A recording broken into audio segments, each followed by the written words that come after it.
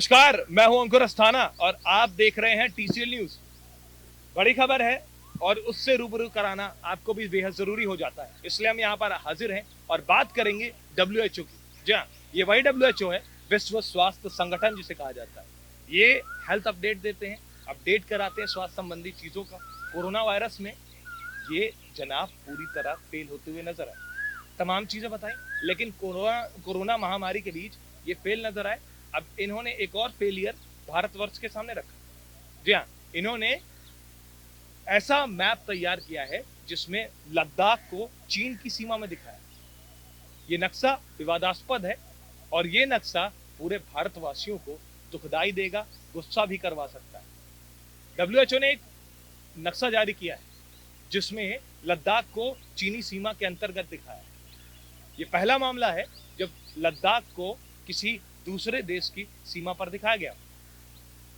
इससे पहले जम्मू कश्मीर का भी जिक्र कई बार हुआ। जम्मू कश्मीर को भी दिखाया गया पीओके के क्षेत्र में। इस पर भी विवाद कई बार हुआ, लेकिन पहली बार ऐसा हुआ है जब लद्दाख को किसी दूसरे देश की सीमा पर दिखाया गया। क्या है डब्ल्यूएचओ का नक्शा और क्या हुआ विवाद, जरा इस रिपोर्ट को देखिए। डब्ल्यूएचओ ने अपनी वेबसाइट पर एक नक्शा दिखाया है, स्क्रीन पर जो आपको दिखाई दे रहा हो, और इस नक्शे में सीमाओं का गलत प्रदर्शन किया गया है। इस नक्शे में लद्दाख का कुछ हिस्सा जिस पर चीन का कब्जा है, यानी अक्साई चीन, इसे डब्ल्यूएचओ ने चीनी सीमा के तहत करार दे दिया है। लद्दाख को एक अलग रंग से प्रदर्शित किया गया है। न सिर्फ लद्दाख बल्कि जम्मू कश्मीर को भी अलग रंग से दिखाया गया है। जम्मू कश्मीर के कुछ हिस्से को पीओके में दिखाया गया है और इसे नक्शे में विवादित हिस्से के तौर पर दिखाया गया है। आपको याद ही होगा कि कुछ समय पहले यूनाइटेड नेशन यूएन ने अपने कई मैप्स में जम्मू कश्मीर को विवादित हिस्से के तौर पर दिखाया था, मगर यह पहली बार है जब लद्दाख को किसी विवादित सीमा के तौर पर दिखाया गया है। तो देखा आपने, एक बार फिर कोरोना महामारी के बीच चीन का समर्थन करता डब्ल्यूएचओ नक्शे में भी चीन को समर्थन ही करता हुआ नजर आ रहा है। लद्दाख के कुछ हिस्सों को अक्साई चीन पे दिखाया। ये विवादास्पद है, ये हैरान करने वाला नक्शा। जब ये नक्शा आया तो जाहिर सी बात है चर्चा गर्म होगी। चीनी देश में रहे भारत के पूर्व राजदूत इस पर टिप्पणी करने लगे। टिप्पणी क्या की उन्होंने, क्या बोला, इस रिपोर्ट को देखिए और समझिए कि उन्होंने इस नक्शे को क्या बताया है, क्या दर्शाया है।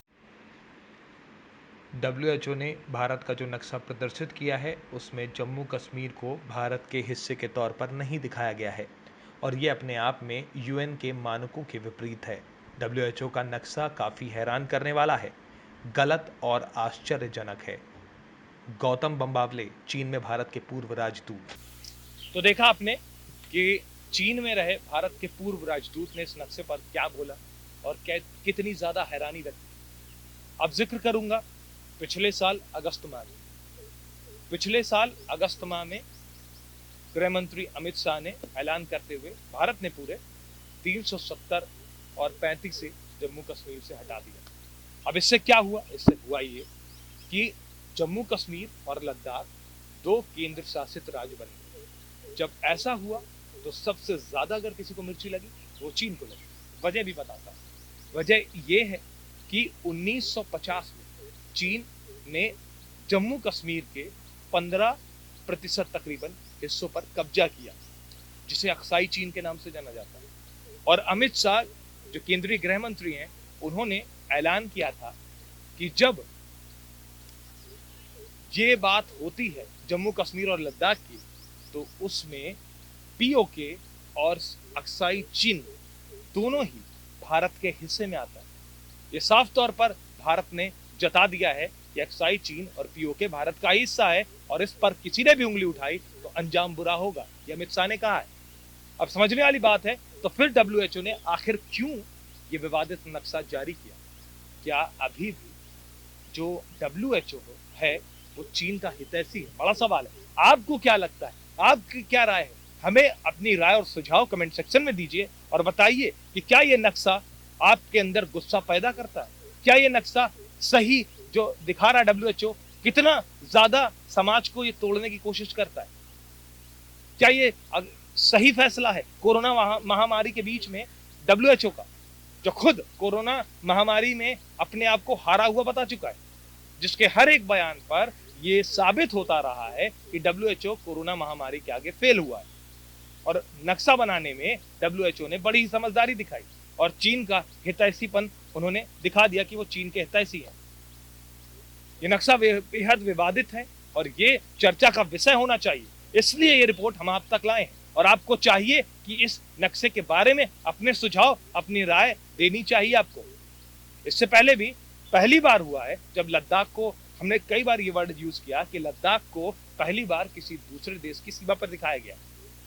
इससे पहले जम्मू कश्मीर को दिखाया जा चुका है, लेकिन ये पहला मामला जो सामने निकल के आया। तो अपनी राय और अपने सुझाव हमें जरूर बताइए कि आपको क्या लगता है इस नक्शे पर।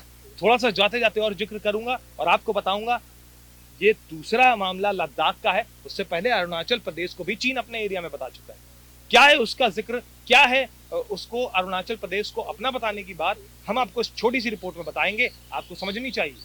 खिलखिलाते फूल, बर्फ की चादर से ढकी पहाड़ों की चमचमाती चोटी, खूबसूरत वादियां, जंगल के पत्तों की सरगोशियां, तंग जगहों से पानी का घुमावदार बहाव, बौद्ध साधुओं के भजन की पावन ध्वनि और उनका अतिथि सत्कार, ये सब अगर आपको मिल सकता है तो वो अरुणाचल प्रदेश में मिल सकता है।